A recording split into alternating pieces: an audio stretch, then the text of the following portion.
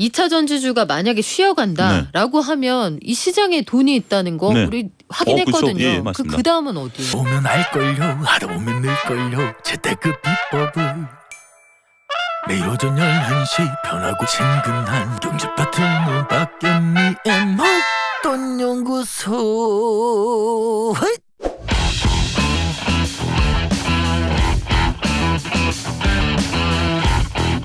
증시연구소 시작되기 전에 나오는 딱 그 노래죠. 증시로 가기 전에 새마을금고로 먼저 잠깐 다녀올게요. 새마을금고 제가 오늘 정리해드린다고 어제 약속을 드렸는데 새마을금고 관련 현황을 간단하게 투 트랙으로 정리를 좀 하실 필요가 있어요. 하나, 정부가 대주단을 이달에 재가동을 합니다. 대주단이 뭐냐면요. 대자가 여기서 빌릴 대자거든요. 주자가 주인 주. 그러니까 우리가 시쳇말로 쩐주라고 하는 금융권이 이달에 다 모입니다. 기존 대주단에는 80곳만 들어가 있었는데 이게 3,000곳 이상으로 확대가 돼요. 왜냐? 여기에 새마을금고를 포함한 상호금융권의 단위조합까지 다 들어와라. 이렇게 큰 판을 만들거든요. 이걸 해서 뭐 하려고 하느냐. 이 구성의 궁극적인 목적은 부실 우려가 있는 PF를 가지고 있는 건설사, 이 사업장들을 정상화하는데 목적은 시장의 충격을 최소화하는 데 두고 있다. 이렇게 밝히고 있는 상황입니다. 새마을금고 자체도 이런 입장을 밝힌 상황이고요. 대주단을 여기 단체로 하나 가입하고 개인전도 한다고 해요. 새마을금고가 우리가 지역에 꿔준 돈이 많은 새마을금고들도 이거 빚독촉 안 하겠다. 입장을 이렇게 정한 상황입니다. 중앙회의 입장은 뭐냐면 지역금고가 사업장에 PF 대출했는데 요게 잘 수금이 안 될 것 같아도 유동성이 부족하면 더 꺼주고 채무 상환도 좀 밀어주고 만기도 연장하고 이자도 깎아준다. 어떻게든 살리는 쪽으로 해본다는 뜻입니다. 그러면 이제 마지막으로 이게 궁금하시겠죠. 아니 금고가 그래서 돈을 못 받아도 일단 무너지지 않게 한다고 하면은 다들 아슬아슬하게 균형은 유지할 텐데 새마을금고의 부실화 가능성은 어떻게 해? 이건 정부가 뒤에서 받치기로 했어요. 정부가 어떻게 하기로 했느냐? 부실 자산은 그 자산관리공사가 좀 매입도 한다고 했고요. 금고별로 쫙 이렇게 나눠서 금고별로 돈이 좀 부족하다 이런 곳들은 중앙회, 정부, 행정안전부 이렇게 들여다보고 아마 자금을 좀 배분하는 이런 작업이 있을 겁니다. 결론을 말씀드리면 새마을금고 당장 큰일 나는 거 아니다. 그런데 전체 새마을금고 통계를 좀 내보면 금고별로 석 달 안에 사람들이 다 몰려왔을 때 돈 100% 내줄 수 있는 금고가 전체 68%입니다. 881곳이고요. 70% 이상 100% 미만 306곳이에요.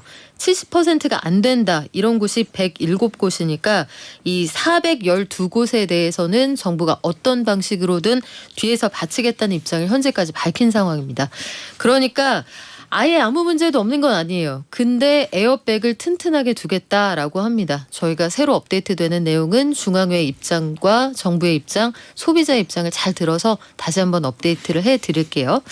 자, 증시로 가보겠습니다. 제 옆에 와서 오래 기다려주셨는데요. 와이즈 경제연구소 차영주 소장 나오셨네요. 안녕하세요. 안녕하십니까. 예. 우리 소장님 말씀 들으면 네. 이 미사 요구 없이 딱 담백하게 말씀해 주셔서 너무 좋아요. 감사합니다. 네, 우리 증시의 속살로 한번 들어가 보죠. 예. 코스피 지수가 이제 2,600 언저리에서 왔다 갔다 하고 그렇죠. 있는 그런 상황인데 사실 저는 지수 자체보다 코스피에서 팔아서 개인들이 코스닥으로 가고 있다. 이게 참 흥미롭더라고요. 코스닥 계속 가는 겁니까?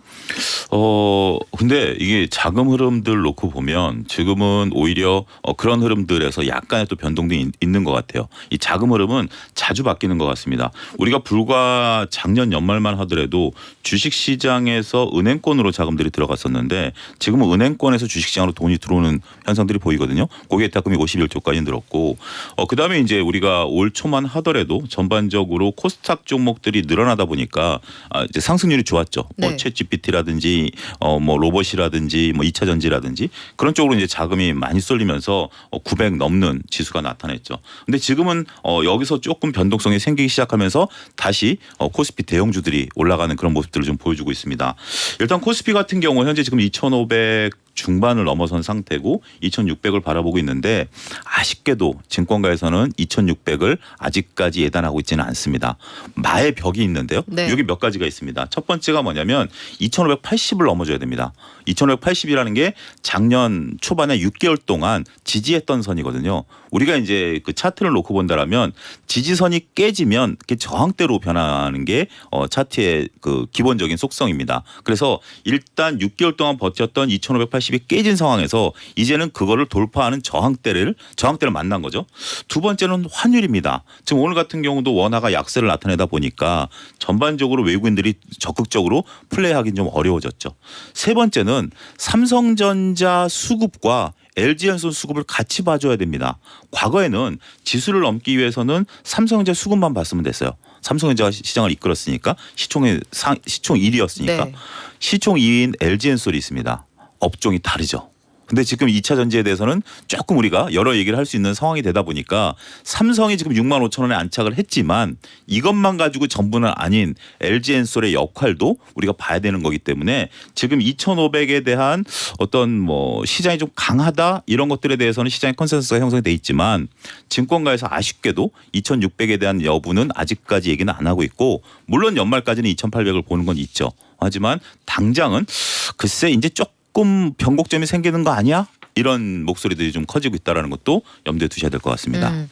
2차 전지주가 약간 쉬어가는 것 같기도 하고요. 저는 과열보다 약간 쉬어가는 게 나아 보이기도 하는데 대신에 그 계속 달려왔던 특정 종목 말고 포스코 관련해서 여러 가지 그 전 계열사가 올라가더라고요. 약간 이런 느낌도 있어요. 리튬만 스쳐도 한 방이구나. 네. 이런 느낌이 있는데 이게 밸류에 기반한 주가 맞습니까?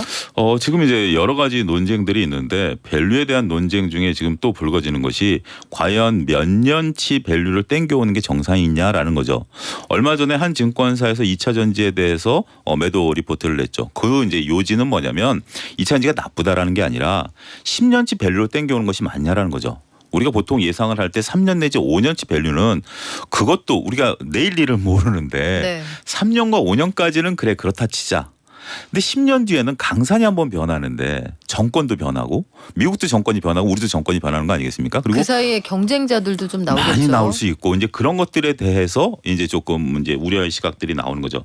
자, 2차 전지를 보는 시각은 쉬어가는 거냐 이게 변동성의 시작이냐 이게 참 어떻게 보면 용어가 하는 네. 의미가 굉장히 다르죠. 쉬어간다라는 것은 우리가 산을 올라가는 과정에 있어서 잠깐 쉬었다가 다시 힘을 받아서 올라가는 것이고 네. 변동성이 시작됐다라는 것은 증권가에서 쓰는 변동성은 하락에 대한 그것을 루트가 바뀐다는 거죠. 내포하고 있는 거기 때문에 이게 좀 얘기가 다른 거죠. 자, 보는 시각에 따라서는 뭐 긍정적으로 보시는 분들은 쉬어간다라고 볼 수 있는 거고 하나는 이제 변동성인데 말씀하신 것처럼 지금 이제 뭐 대장주인 뭐 우리가 굳이 애둘러서 피해갈 필요는 없겠죠. 에코프로나 에코프로비엠이 잠깐 쉬었죠. 그러다 보니까 이제 포스코 그룹주들이 올라갔었던 거 아니겠습니까? 근데 포스코 그룹주들 같은 경우는 아직은 뭐 2차 전지에 대한 어떤 생산이라기보다는 기대감들이 좀 있었던 거고 어떻게 보면 하나 이제 쏠림의 이제 대장주가 바뀌었다라는 개념이지 이게 이제 그 2차 전지가 다른 모습이다라고 보여지는 않아요. 근데 저는 제 개인적으로 2차 전지를 이제 뭐 어떻게 보면 나름대로 최대한 객관적으로 보려고 노력한다라면 변동성이 시작됐다라는 게 제 지론입니다. 뭐냐면 2차 전지를 보시는 분은 두 가지 시각인 것 같아요. 그러니까 2차 전지를 안 보시는 분들은 논외로 치고 2차 전지를 보시는 분의 시각은 두 가지인데 첫 번째는 난 안 판다. 영원히 가져간다. 그리고 또 한 가지는 2차 전지가 밀리면 사면 수익이 나더라. 트레이딩이 가능하더라라는 게 기존의 관념이었죠. 그런데 이제 후자인 트레이딩 하시는 분들이 지금 소위 물려 있죠. 포스코 쪽으로 안 갔다라면 에코프로비엠을 고점에 샀다. 뭐 금양 뭐 여러 가지 뭐 종목들 이런 것들이 다 고점에서 물려 있는 상태이기 때문에 트레이딩하기가 좀 어렵고 그렇게 밖에서 보던 트레이딩 하던 자금들은 이미 뭐 엔터나 이런 쪽으로 빠져나가 버렸고 2차 전지 내에서 머물던 트레이딩 자금은 이제 조금 이렇게 됐고 또 한 가지는 안 판다라는 분의 생각에서도 소위 이제 이탈자들이 생겨나는 거죠. 이 정도 수익이라면 내가 먼저 팔아서 뭐 박수 칠 때 떠나라는 것처럼 떠나야 되는 거 아니야? 조금 전에 기자님 말씀하신 것처럼 새마을금고도 우리가 대주단에 넣었던 거 제 잘 내막은 모르지만 네. 혼자 자기만의 이익 챙기지 말라라는 거 아니겠습니까? 그런 것처럼 근데 이제 주식이라는 건 그렇게 강제할 수가 없죠. 그러다 보니까 왜 지금 주가가 고점 대비 밀려 있을까? 이건 결국 매도자들이 이기고 있다라는 거거든요. 주가가 올라갈 때는 팔는 사람보다 살려는 사람이 많은 거죠. 그렇게 당연히 주가가 올라가죠. 근데 주가가 고점 대비 밀려 있다는 것은 살 사람보다 팔 사람들이 늘어나기 시작했다라는 거죠.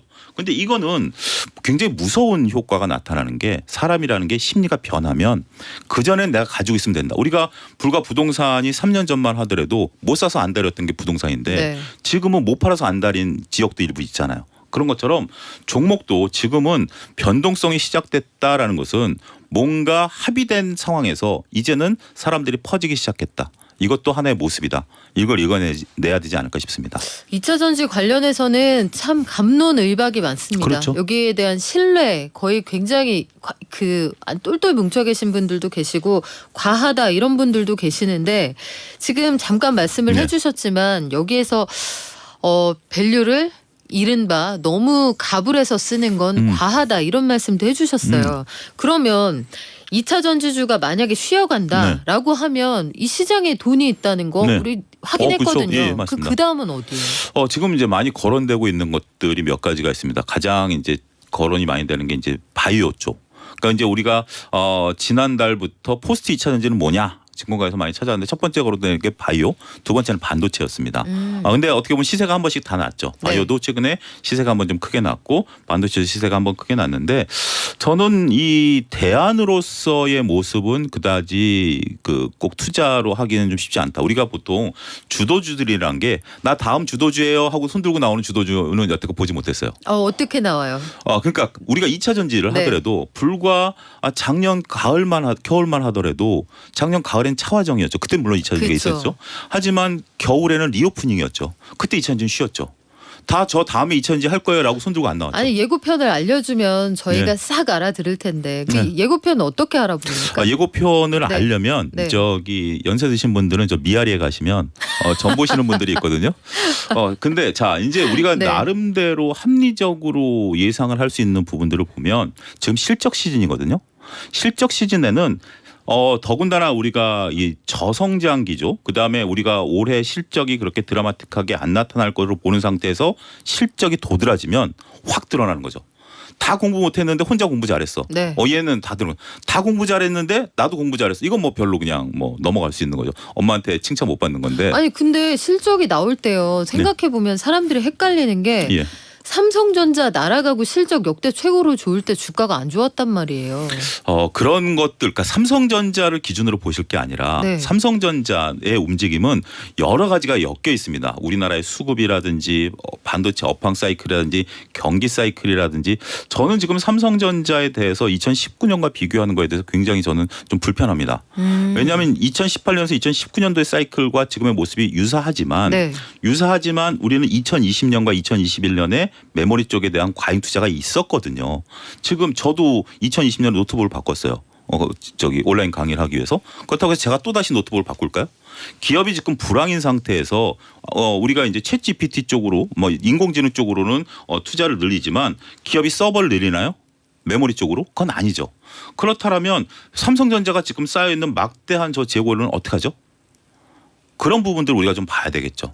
어쨌든 삼성전자는 좀 그렇고 그 대신 1분기 실적 같은 경우 지금 뭐 나름대로 잘 나올 쪽으로 것들이 증권가에서 지금 거론되고 있는 것들 뭐 LCC 쪽이라든지 네. 아니면 뭐 일부 뭐 엔터 쪽이라든지 이런 쪽들이 주가가 지금 몰리고 있는 게 자 우리가 이제 2023년에 대한 기대감을 가지고 증시가 출발하지는 않았습니다. 2023년에는 미국이 그 막대한 금리 인상에 대한 어떤 부담감 때문에 경기가 안 좋을 거야라고 했는데 의외로 이제 우리가 2023년에 국내 그러게요. 증시가 굉장히 좋았죠. 사람들이 놀랬죠. 그리고 이런 것들이 지나다 보니까 야 이제 증시가 좀 되는 거 아니야? 라고 하면서 고객예탁금이 늘어난 게 최근에 늘었어요.